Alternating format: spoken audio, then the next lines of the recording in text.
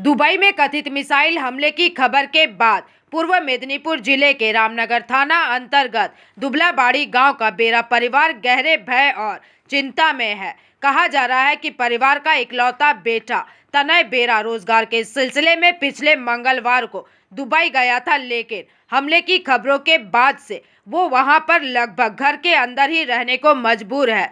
परिजनों की माने तो तनय से अब तक बहुत ही कम बातचीत हो पाई है। उनका कहना है कि कभी फोन लग जाता है तो कभी लाइन कट जाती है। इस संबंध में तनय के पिता चितरंजन बेरा और मां पुष्पांजलि बेरा ने कुछ जानकारी साझा की है। इधर इलाके के जनप्रतिनिधि प्रतिदिन बेरा परिवार के घर पहुंचकर हालचाल ले रहे हैं। उन्होंने परिवार को आश्वस्त किया है और भारतीय दूतावास से संपर्क करने की कोशिश भी की जा रही है ताकि तनय की सुरक्षित वापसी सुनिश्चित की जा सके।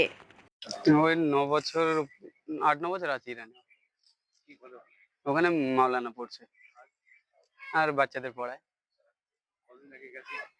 ও গেছে 8-9 বছরের উপর আছে। এখনো কাল পর্যন্ত কথা, কালকে আমার সাথে পরশুদিন কথা হয়েছে, তারপর আমার সাথে কথা হয়নি। আজ সকালে নিউজটা শুনলাম যে উনি মারা গেছেন। আতঙ্কের ভেতরে আছি, আবার নেই। যা হবে মাওলার উপর দেখা যাবে। মাওলা যেটা করবে সেটা আমরা মেনে নেব। ভারত সরকারকে ভারত সরকারকে হ্যাঁ, সাবির গাজী। ছেলে আছে, আজ অনেক দিন থেকে আছে, 8-9 বছর আছে। আজকে শোনা গেল আমার ওখান থেকে একটা খবর আসলো যে এরকম নেট বন্ধ হয়ে গেছে। কালকেতে আমার ছেলের সঙ্গে কথা হচ্ছে না।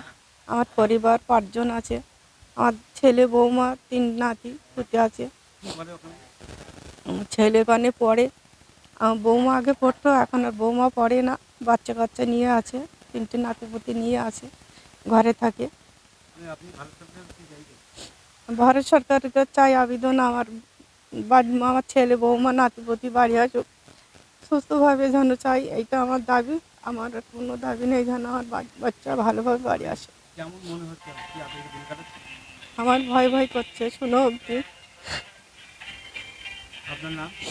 আমার নাম ইয়ার বানু বিবি।